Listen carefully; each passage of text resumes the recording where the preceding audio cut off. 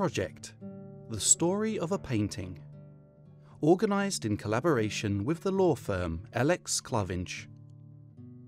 Džemma Skulme, Folksong, 1969.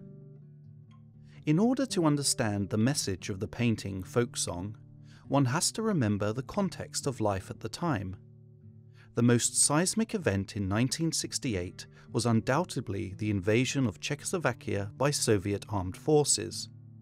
How could this artist articulate her response to this brutal demonstration of military force, if the only means of expression beyond the reach of censorship were symbol and metaphor?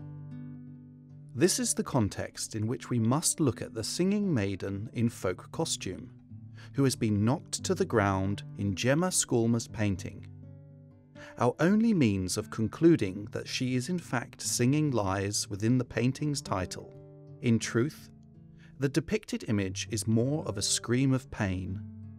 The bleeding woman is remotely reminiscent of a deformed mass, incapable of doing anything else other than desperately screaming and crying in response to unbearable pain. This is one of the most direct illustrations of brutal violence expressed in neo-expressionist form in Latvian art.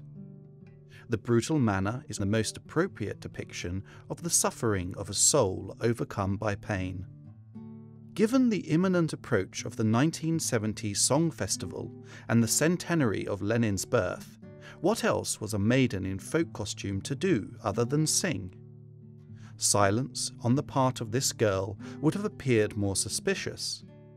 However, at the same time, it is clear that painting in 1969, between the bloody events in Prague and Lenin's anniversary, Džemma Skulme could not afford to allow her raped heroine to sing anything other than a song of pain.